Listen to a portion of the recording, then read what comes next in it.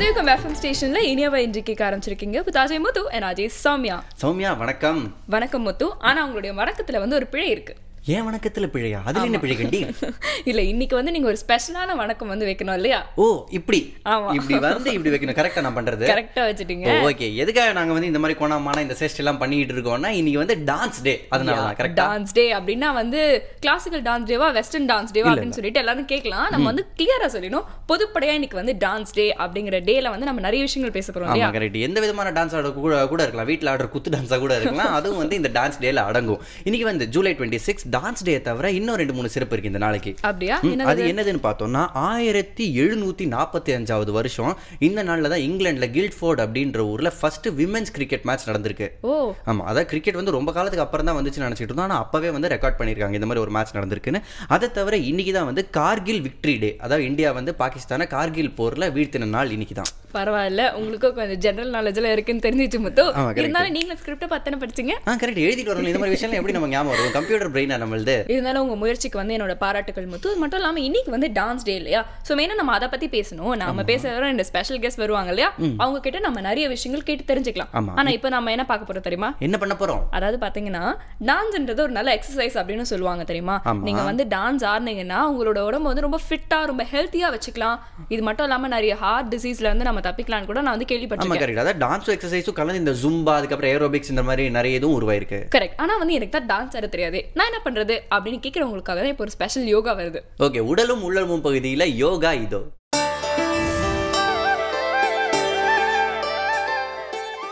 வாழ்க வையகம், வாழ்க வையகம், வாழ்க வளமுடன். அனைவருக்கும் இனிய காலை வணக்கம். நிறைய பேருக்குங்க முதுகு வலி, அதாவது பேக் பெயின் அப்படின்னு சொல்லுவாங்க. பல்வேறு காரணங்களால் அது வருது. மன அழுத்தம், உடலை சரியாக கவனிச்சுக்கிறாதது, இதனால் வருது. அதற்கான ஒரு எளிமையான பயிற்சி காலையில், இந்த பயிற்சியை காலையில் செய்யும் பொழுது அந்த சின்ன சின்ன முதுகில் பிடிப்புகள் ஏதாவது இருந்ததுன்னா அது நமக்கு அற்புதமாக ரிலீஸ் ஆகிடும். அது எப்படி செய்கிறது அப்படிங்கிறத நம்ம இப்போ பார்க்கலாம். இது மாதிரி சுகாசனத்தில் அமர்ந்து கொண்டு 2 கால்களையும் நீட்டிக்கொண்டு இடது பக்கமாக திரும்பி வலதுகையை ஊன்றி மெதுவாக படுத்துடணும். படுத்துட்டு முதல்ல வலது காலை ஒரு அரை அடி தூரம் தரையிலிருந்துங்க ஒரு அரை அடி தூரம் மேலே உயர்த்தணும். கொஞ்ச நேரம் அப்படியே வச்சுருக்கணும். அப்புறம் மெதுவாக கீழே இறக்கிடணும். மீண்டும் இடது காலை ஒரு அரை அடி தூரம் உயர்த்தணும். அப்புறம் மெதுவாக கீழே இறக்கிடலாம். இது மாதிரி வலது கால் இடது கால் என்று 2 கால்களையும் மாற்றி மாற்றி மேலே உயர தூக்கிவிட்டு அதன் பிறகு 2 கால்களையும் சேர்த்து ஒரு அரை அடி தூரம் மேலே கொண்டுட்டு நிறுத்தணும். சில வினாடிகள், ஒரு அரை நிமிட நேரம் வரையிலும் அப்படியே கால்களை வச்சுருக்கணுங்க. அதன் பிறகு கால்களை மெதுவாக கீழே இறக்கிடலாம். இது மாதிரி 3 முறை செய்து பழகினால் போதுமானது. அதே போன்று திரும்ப குப்புறப்படுத்தி கொண்டு இது போலவே நாம் செய்து பழகினால் இந்த முதுகு வலியெல்லாம் நமக்கு ரிலீஸ் ஆகிரும். இந்த பயிற்சி எப்படி செய்கிறது அப்படிங்கிறத நம்ம பார்க்க போகிறோம். 2 கால்களை நீட்டிக்கோங்க, நல்லா ஸ்ட்ரெச் பண்ணிக்கோங்க. இடது பக்கமாக திரும்புங்க. இடது பக்கம் திரும்புங்க. இடது பக்கம் திரும்புங்க. வலது கையை ஊன்றி அப்படியே படுத்துக்கோங்க. மல்லாக்க படுத்துக்கோங்க. 2 கைகளையும் உடலுக்கு பக்கமாக ஒட்டி வச்சுக்கோங்க. 2 உள்ளங்கைகளையும் தரையில் கவுத்தி வச்சுக்கோங்க. உள்ளங்கைகளை தரையில் கவுத்தி வச்சுக்கோங்க. கண்களை மூடிக்கோங்க. ஒரு மூச்சு, நல்ல ஒரு மூச்சு, ஆழ்ந்த மூச்சு இழுத்து விடுங்க. மெதுவாக மூச்சு இழுத்து மெதுவாக மூச்சு விடுங்க. ரைட். இப்போது வலது காலை மட்டும் தரையிலிருந்து அரை அடி தூரம் மேலே தூக்க போகிறோம். நான் சொன்ன உடனே தூக்கலாங்க. ரைட் லெக் அப், மெதுவாக தூக்குங்க. அப்படியே வச்சுருங்க கொஞ்ச நேரம்.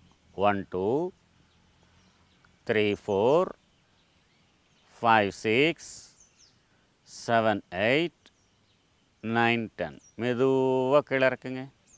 காலை கீழே இறக்குங்க. கொஞ்சம் ஓய்வு எடுத்துக்கோங்க. கொஞ்சம் ஓய்வு எடுத்துக்கலாம். இப்போது அது மாதிரியே இடது காலை தரையிலிருந்து அரை அடி தூரம் உயரம் மேலே தூக்குங்க. அப், அப்படியே வச்சுருங்க. 1 2 3 4 5 6 7 8 9 10. ரிலாக்ஸ். மெதுவாக கீழே இருக்குங்க. கொஞ்சம் அப்படியே ஓய்வு எடுத்துக்கோங்க. மீண்டும் வலது காலை அரை அடி உயரம் மேலே தூக்கலாம். அப், அப்படியே காலை வச்சுருங்க. 1 2 3 4 5 6 7 8 9 10. ரிலாக்ஸ். மெதுவாக கீழே இறக்கிடுங்க. காலை இறக்கிடலாம். இது மாதிரி வலது கால் இடது காலையும் மாற்றி மாற்றி 3 முறை செய்யணும். சில வினாடிகள் காலை அப்படியே வச்சுருக்கணும். இப்போது 2 கால்களையும் சேர்த்து தரையிலிருந்து ஒரு அரை அடி உயரம் மேலே தூக்க போகிறோம். நான் சொன்ன பிறகு தூக்குங்க. அப். 1 2 3 4 5 6 7 8 9 10. ரிலாக்ஸ். மெதுவாக இறக்குங்க. டைம் ஒரே மாதிரி இறக்குங்க. கொஞ்சம் ஓய்வு எடுத்துக்கோங்க. காலையெல்லாம் தளர்வாக விட்டுருங்க. காலை நல்லா ரிலாக்ஸ் பண்ணிக்கோங்க. 2 காலையும் தளர்வாக வச்சுக்கோங்க. சேர்த்து வைக்க வேணாம். நல்லா பிரிச்சுருங்க. 2 காலையும் பிரிச்சுருங்க. கொஞ்சம் ஓய்வு எடுக்கிற பொசிஷன். 2 காலையும் பிரிச்சுட்டு காலை கீழே போடுங்க. சுண்டு வர தரையில் இருக்கணுங்க. ஓய்வு கொஞ்சம் ஓய்வு. சரி. இப்போ மீண்டும் 2 காலையும் சேர்த்து வச்சுக்கோங்க. நல்லா ஒட்டி வச்சுக்கோங்க. உள்ளங்கைகளை உடம்போடு சேர்த்து வச்சுக்கோங்க. ஒரு மூச்சு நல்லா இழுத்து விடுங்க. இப்போது மீண்டும் நான் சொன்ன பிறகு தான் தூக்கணும். 2 கால்களையும் சேர்த்து அப். 1 2 3 4 5 6 7 8 9 10. மெதுவாக கீழே இறக்குங்க. 2 காலையும் பிரிச்சுக்கலாம். கொஞ்சம் ஓய்வு எடுங்க. வலது கையை ஊன்றி மெதுவாக எந்திரிச்சு உட்காருங்க. சுகாசனத்துக்கு வந்துடுங்க. இந்த முதுகு வலிக்கான பயிற்சியை நாம் செய்தோம். இதில் வலது காலை மேலே தூக்குறோம்.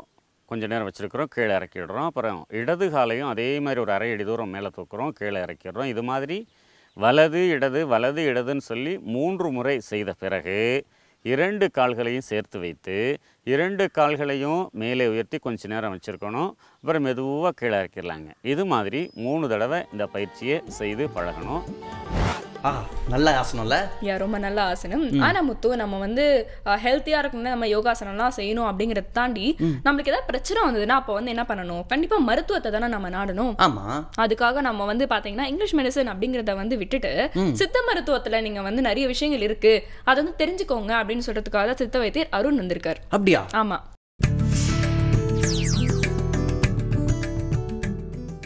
நலம் அன்புடன் பகுதியில் இன்றைக்கு நாம் பார்க்கக்கூடிய கடைச்சரக்கு கார்போகரிசி. கார்போகரிசிங்கிறது ஒரு செடியோட விதை. இந்த கார்போகரிசி எல்லா நாட்டு மருந்து கடைகள்லையுமே கிடைக்கக்கூடியது. இந்த கார்போகரிசியோட பலன்கள்னு பார்க்கும்போது உடலில் ஏற்படக்கூடிய தோலில் ஏற்படக்கூடிய அனைத்து வியாதிகளையும் தீர்க்கக்கூடிய ஒரு அருமருந்தாக இந்த கார்போகரிசி இருக்குது.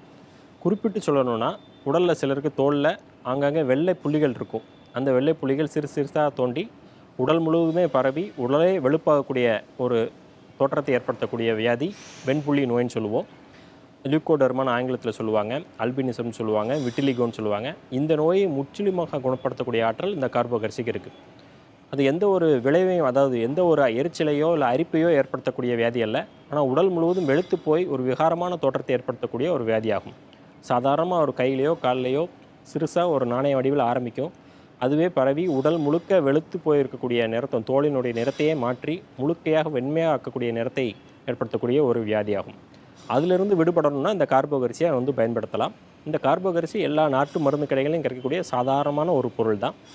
இந்த கார்போகரிசியை வாங்கி நன்றாக சுத்தப்படுத்தி கொண்டு அதை பசு நீரில், நாட்டு பசுவோட சிறுநீரில் ஊற வைக்கணும். ஒரு 3 நாட்கள் அதை தொடர்ந்து ஊற வைக்கணும். ஒவ்வொரு நாளும் புதுசான சிறுநீரை தான் யூஸ் பண்ணணும். ஏற்கனவே பிடிச்சி வச்சுருக்க சிறுநீரை யூஸ் பண்ணக்கூடாது. ஒவ்வொரு நாளும் ஃப்ரெஷ்ஷான சிறுநீரை ஊற வைக்கிறதுக்கு வந்து நம்ம வந்து பயன்படுத்திக்கணும். அவ்வாறாக சூரிய ஒளியில் உலர்த்தின அந்த கார்போகரிசியோட அடுத்த 3 நாட்கள் திருநீற்று பச்சிலை சாறு, துளசி மாதிரி ஒரு செடி, நல்லா வாசம் மிகுந்த ஒரு செடி, அந்த செடியோட சார்லையும் ஒரு 3 நாட்கள் ஊற வைத்து உலர்த்தி எடுத்துக்கணும்.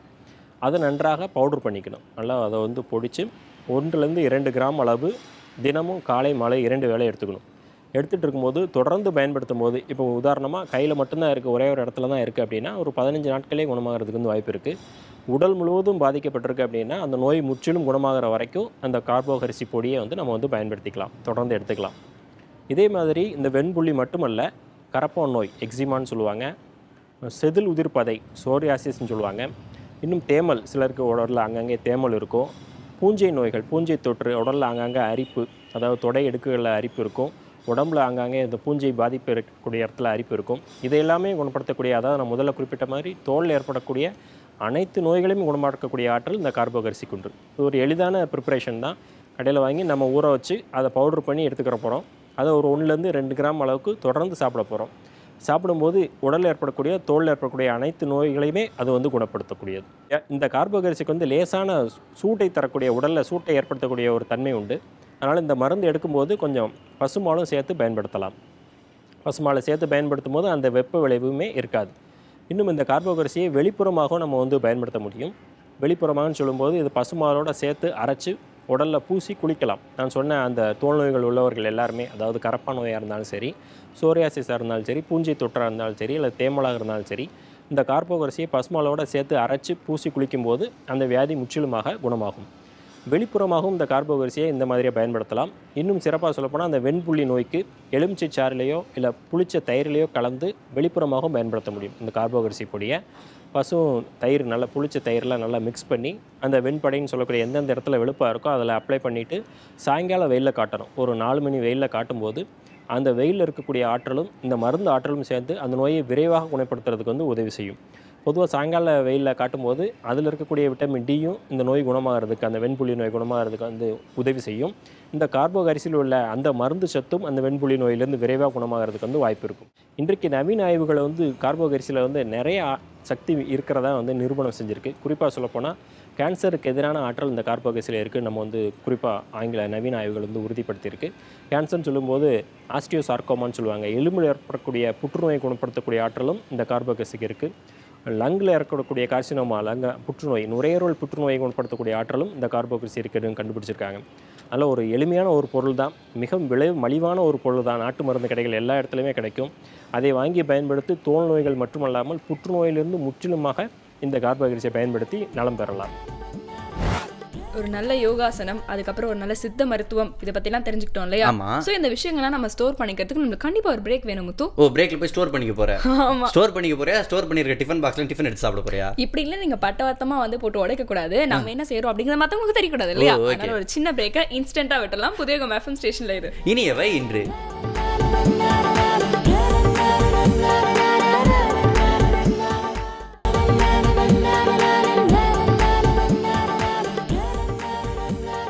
Welcome back. இது புதிய எஃப்எம் இனியவை இன்று வித் முத்து அண்ட் சௌமியா.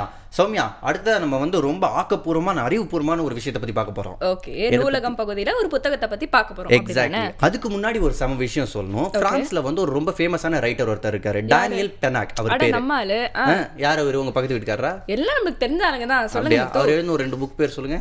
இல்ல, நீங்க சொன்ன அந்த கருத்து தான் ரொம்ப முக்கியம். நம்ம அதல தான் கான்சென்ட்ரேட் பண்ணுவோம். ஓகே, அவர் என்ன சொல்லிருக்காருன்னா வந்து புக்ஸ்ல வந்து ஒரு சில உரிமைகள் இருக்கு. யாருக்கு? அத படிக்கிறவங்களுக்கு. பாஸ், எழுதுறவங்களுக்கு உரிமை இருக்குன்னு சொன்னா அதுல ஒரு நியாயம் இருக்கு, அதுல ஒரு நேர்மை இருக்கு. படிக்கிறவங்களுக்கு என்ன உரிமை இருக்கு? படிக்கிறவங்களுக்கு எல்லாம் சில உரிமைகள் வேணும்னு இருக்காரு. அதாவது என்னதுன்னா, புக்கை வந்து பாதியில மூடி வைக்கிற உரிமை. கரெக்ட். அது மட்டும் இல்லாம ஒரு பக்கத்துலயே வேற எந்த பக்கத்துக்கு வேணாலும் தாவர உரிமை. இதுவும் கரெக்ட். ஆமா. அதுக்கப்புறம் எந்த ஆர்டர்ல வேணாலும் பேஜஸ் படிக்கலாம்ன்ற உரிமை. இந்த மாதிரி நிறைய உரிமைகள் இருக்குன்னு அவர் சொல்லியிருக்காரு. இதெல்லாம் தாண்டி ஒரு முக்கியமான உரிமையை நீங்க விட்டுட்டீங்க. எனக்கு இந்த புத்தகம் பிடிக்கலன்னா மூடி வச்சுட்டு போயிடலாம் அப்படிங்கிற உரிமை இருக்கு முத்து. ரொம்ப முக்கியமான, நம்ம படிக்கிற மோஸ்ட் ஆஃப் த புக்ஸ்க்கு அதானே பண்றோம். கவர் நல்லா இருக்கா வாங்கி படிப்போம், அதுக்கப்புறம் ஒரு 4 பேஜ்ல போர் அடிச்சிரும், உடனே மூடி வச்சிருக்கோம். ஆனா இவரை பார்த்தா புத்தகங்கள் எழுதுறவங்களை விட படிக்கிறவங்களுக்கு ரொம்ப சப்போர்ட் பண்ற மாதிரி தெரியுது. ஆமா, கரெக்ட். இருக்கணும்ல, ஏன்னா அவங்களுக்காக தானே புக்ஸ் எழுதுறாங்க. அதுவும் சரிதான். ஆனா இவர் சொல்ல வந்த நோக்கம் என்னன்னு பாத்தீங்கன்னா, அந்த அளவுக்கு ஒரு சுதந்திரத்தை வந்து புத்தகங்கள் வந்து படிக்கிறவங்களுக்கு வந்து கொடுக்குது, ஒரு நண்பனா வந்து அந்த சுதந்திரத்தை வந்து கொடுக்குது அப்படிங்கறதா இவர் சொல்ல வந்திருக்காரு அப்படிங்கறத நான் நினைக்கிறேன். ஆமா, கரெக்ட். நீ சொல்றது கரெக்ட் தான். இப்ப வந்து இன்னொரு ஒரு புத்தகத்தை பத்தி ஒரு ஃபேமஸான ஒரு நபர் சொல்றாரு. அவர் என்ன சொல்றாருன்றதை இப்ப பாத்துருவோம்.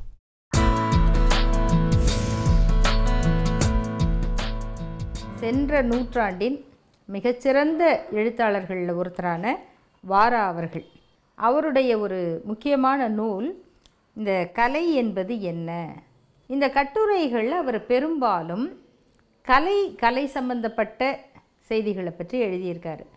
அதாவது நம்ம நினைக்கிறோம் இது கலையை பற்றியெல்லாம் பார்க்கலாம், கலைன்னா என்ன, பாட்டு, டான்ஸு, நாடகம், ஓவியம், சிற்பம், இதெல்லாம் வந்து ஒரு சிற்பமாக பார்க்கலாம், ஓவியமாக பார்க்கலாம், பாட்டாக கேட்கலாம், நடனம் நாடகம் பார்த்து ரசிக்கலாம். ஆனால் அதை கலையை பற்றி ஒரு புத்தகம் ஒரு கட்டுரைன்னு எழுதுனா படிக்கிறதுக்கு கொஞ்சம் போர் அடிக்கும் அப்படின்னு தான் நினைப்போம். ஆனால் இந்த புத்தகத்தை படித்து பார்த்திங்கன்னா தெரியும் கலையை பற்றி எவ்வளவு சுவையாக எழுத முடியும் அப்படிங்கிறது. முதல்ல ஒரு கேள்வி, அவருடைய கேள்வி என்னென்னா கலை என்பது என்ன அப்படின்னு ஒரு கட்டுரை. அந்த கலை என்பது என்னென்னா ஒரு நண்பர் கேட்குறாரு அவர்கிட்ட, நீங்கள் வந்து எழுதுங்களேன் கலை என்பது என்னன்னு ஒரு ஆராய்ச்சி அப்படின்னு சொல்கிறார். உடனே இவர் சொல்கிறாரு கலை என்பது என்ன, அது இப்படி இருக்குமா அப்படி இருக்குமா அப்படின்னு. அந்த நண்பர் தான் விடாப்பிடியாக அவரை பிடித்து இல்லை நீங்கள் கலைன்னா என்னன்னு சொல்லுங்கள். அப்போது புத்தகங்களில் 2 வகை உண்டு, அறிவிலையும் 2 வகை உண்டு. அறிவுக்கு பயன்படுவது சாஸ்திரம், அது விஞ்ஞானம். இன்பத்துக்கு பயன்படுவது கலை அப்படின்னு ஒரு விளக்கம் சொல்கிறாரு. அப்போ நண்பர் கேட்குறாரு, அப்போது அறிவில் இன்பம் இல்லையா, இல்லை இன்பம் துய்ப்பதில் அறிவில்லையா, அந்த கேள்வி வருது. வாரா அவர்கள் சொல்லுகிறார், இல்லை அறிவில் இன்பம் இல்லைன்னும் சொல்லக்கூடாது, இன்பத்தில் அறிவில்லைன்னும் ஒரே போடக்கூடாது. அறிவை தேடுவதிலும் இன்பம் இருக்கிறது, இன்பம் துய்ப்பதிலும் அறிவுக்கு வேலை இருக்கிறது. இப்படியே சொல்லிட்டு வர்றார். அடுத்து சிறந்த கலைஞர்கள், கலை தொண்டர்கள் அப்படின்னு சொல்லி ஒரு கட்டுரை எழுதியிருக்கார். அதில் பார்த்திங்கன்னா நம்ம தமிழ் நாடக வரலாற்றில் நமக்கு தெரியாத பெயர்கள்லாம் இருக்குது. நாம் பொதுவாக சில பெயர்களை மட்டுமே திருப்பி திருப்பி திருப்பி சொல்லக்கூடிய பழக்கம் உடையவர்கள். ஆனால் அவர் தொடங்கும்போது தமிழ் நாடக உலகத்தை சீர்திருத்திய 2 பேர் அப்படின்னு கண்ணையா என்ற ஒருவரையும் அனந்த நாராயணன் அப்படிங்கிற ஒருவரையும் சொல்லுகிறார். இந்த கண்ணையா என்பவர் யார் அப்படின்னா அவர் தான் இந்த நாடக மேடையில் ஸ்க்ரீனை ஒழுங்கு பண்ணுறதுல இருந்து நடிகர்கள் எப்படி பேசணுங்கிறதும் வசனம் எப்படி உடனடியாக மக்களுக்கு சேரணும், ஆபாசமாக இருக்கக்கூடாது, ஒரே பாட்டுன்னு சுவையில்லாமல் இருக்கக்கூடாது, இதையெல்லாம் ஒழுங்குபடுத்தி அந்த நாடக மேடையை சாதாரண ரசிகர்கள் பார்க்கும்படியாக மாற்றியமைத்தவர் கண்ணையாதான். அவரால் தான் இவ்வளவு பேர் நாடகம் பார்த்தார்கள்.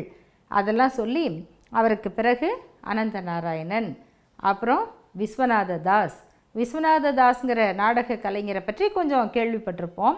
ஏன்னா அவர் தான் வெள்ளை கொக்கு பறக்குதடி அப்படின்னு சொல்லி ஆங்கிலேயர்களை எதிர்த்து பாட்டு பாடினார், மேடையிலேயே உயிரை விட்டவர். அவரை பற்றி வாரா எப்படி சொல்கிறாருன்னா, அவன் வீரன், வீரன் கலைஞனானான், அவன்தான் விஸ்வநாத தாஸ்.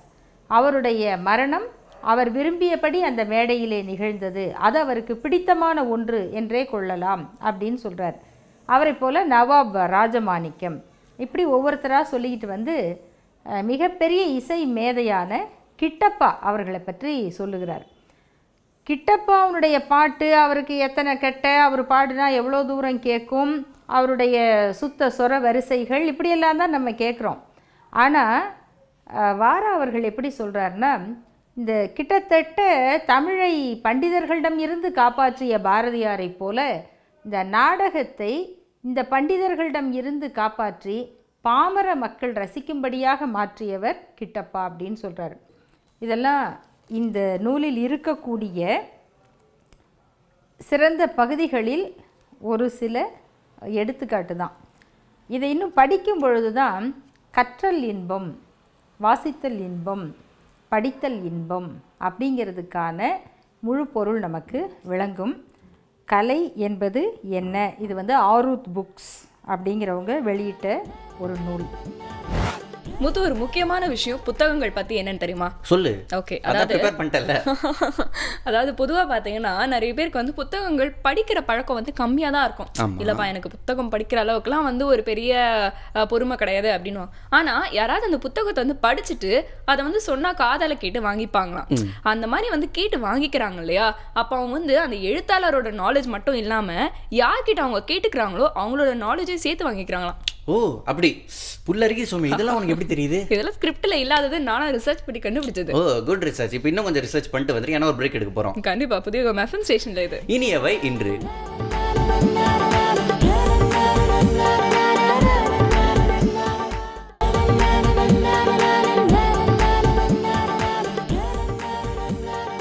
Welcome back. இது புதிய எஃப்எம் ஸ்டேஷனின் இனியவை இன்று with Muthu and Soumya. Okay Muthu, உங்களுக்கு பழக்கப்பட்ட ஒரு வேலையை தான் நான் வந்து இப்போ கேட்க போறேன். எனக்கு பழக்கப்பட்ட வேலை சாப்பிட்றதா? ஆஹா இல்ல. இப்போ வந்து பொதுவாக பார்த்தீங்கன்னா வந்து நீங்க காலேஜ் படிக்கிற சமயத்துல வந்து ஏதாவது ஒரு பொண்ணு வந்து நீங்க பாத்தீங்கன்னு வச்சுக்கோங்க, என்ன சொல்லுங்க? Long ago so long ago. Hello hello, இந்த சீன்லாம் வேணா, உண்மையை சொல்லுங்க. என்ன பார்ப்பேன்? அழகா இருந்துச்சுன்னா அழகா இருக்குன்னு பார்ப்பேன். ஓகே. இதுவே பாத்தீங்கன்னா கொஞ்சம் குடும்ப பாங்கான ஏதாவது ஒரு பொண்ணு வந்தா வந்து பசங்களாம் பாத்தீங்கன்னா ச்சே இவ்வளவு லட்சணமா இருக்கு அப்படின்னு சொல்லுவாங்க இல்லையா? சாத்விகம் நம்ம தலைவர் கூட சொல்லியிருக்காரு இல்லையா? சோ அந்த மாதிரி ஒரு விஷயத்தை பத்தி தான் அரசியல் சார் எனக்கு பேச போறாரு. அப்படி அந்த மாதிரி ஒரு விஷயமா? என்னது அந்த மாதிரி ஒரு விஷயம்? நம்ம சொல்ல முடியாது. என்னன்னு பாத்தீங்கன்னா லட்சணம் அப்படிங்கிற வார்த்தையை பத்தி தான் பேச போறாரு. ஓ, லட்சணம்ன்ற வார்த்தையை பத்தி. ஆமா. ஓகே, என்ன சொல்றாருன்றது இப்ப பாத்துருவோம். ஒவ்வொரு நாளும் ஒரு சொல், அதோட வேர் சொல் அப்படிங்கிற மாதிரி பார்த்துருக்கோம். அந்த வரிசையில் இன்னைக்கு லட்சணம் அப்படின்னா என்ன அப்படிங்கிறத இன்னைக்கு நம்ம பார்க்க போகிறோம். சார், இன்னைக்கு பெண் பார்க்க போகும்போது முதல்ல கேட்குற கேள்வி, ஏங்க பொண்ணு எப்படிங்க இருந்தது, லட்சணமாக இருந்ததா அப்படின்னு தான் கேட்குறோம். அந்த லட்சணம் அப்படிங்கிற வார்த்தை எப்படி சார் வந்துச்சு?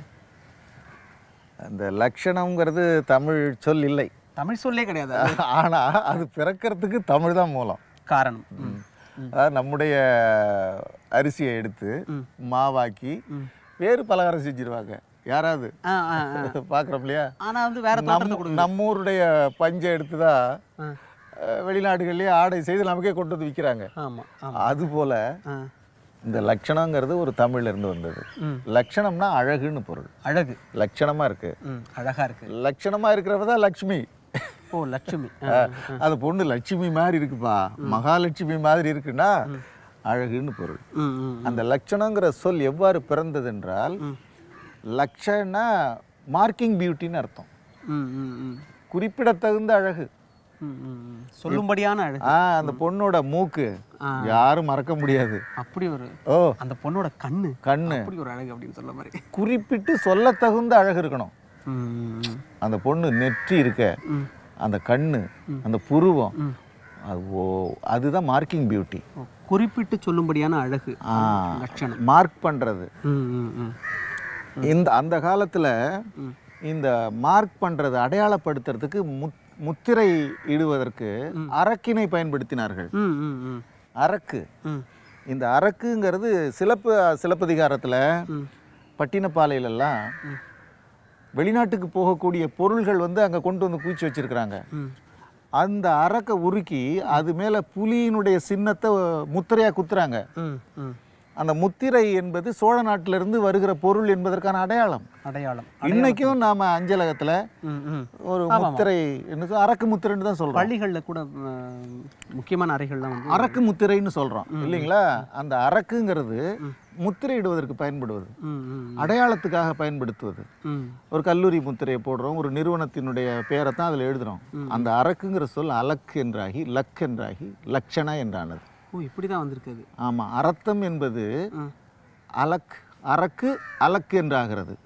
இப்ப இருப்பை பூன்னு சொல்லலாம், இழுப்ப பூன்னு சொல்றோம். ஆமா, இழுப்பம்பூ அப்படிதானே நம்ம பேச்சு. இருப்பை என்பது சொல்லு. கடலை தொரும்பு, கடலை தொலும்பு, கடலை தொலும்பு. இந்த ரா வந்து லாவா மாறுது பார்த்தீங்களா? அது போல அரத்த குழம்பு என்றால் சிவந்த குழம்பு. அந்த அரத்த குழம்பே அலத்த குழம்பு என்று சொல்லது உண்டு. அந்த அரத்த அலத்த, அரக்கு அலக்கு லக்கு லட்சண அப்படின்னா அடையாளப்படுத்துவதுன்னு பொருள். அந்த அடையாளப்படுத்தி சொல்லத்தக்க அழகு லக்.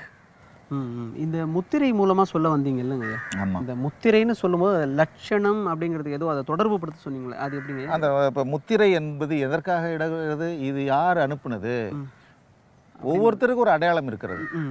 நாம் அனுப்புகிறவருடைய அடையாளம் அங்கே பதியப்படுகிறது. எதன் மீது? ஒரு அரக்கினுடைய குழம்பு, அரக்கை வச்சுக்கிறோம், நெருப்பு வச்சுக்கிறோம், உருக்கி அதில் வச்சு அது மேலே அந்த முத்திரையை இடுறோம், அடையாளப்படுத்துகிறோம். அந்த அரக்கு தான் அடையாளப்படுத்துவதற்கு உதவுகிறது. எனவே அடையாளப்படுத்த உதவுகின்ற அரக்கு என்ற சொல் அலக்கு என்று தெரிந்து லக்கு, லக்கு என்று சமஸ்கிருதத்தில் போய் லக்ஷ லக்ஷண அப்படின்னா ஒரு குறிப்பிடத்தகுந்த, குறிப்பிட்டு சொல்லத்தக்க அழகு, மார்க்கிங் பியூட்டி அப்படின்னு வந்துருச்சு. அந்த லட்சணா என்பது அரக்க குறிக்கிற சொல். அரக்கு அலக்கு லக்கு லக்ஷ லட்சண.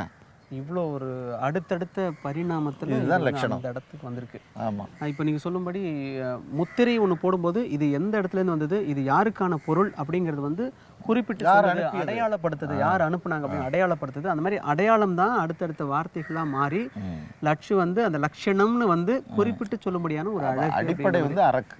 அரக்கு தான் வந்து அடிப்படை சொல்லுவோம். இப்போ ஆமாம், துருக்கர் துலுக்கர் அப்படின்னு சொல்கிறோம்.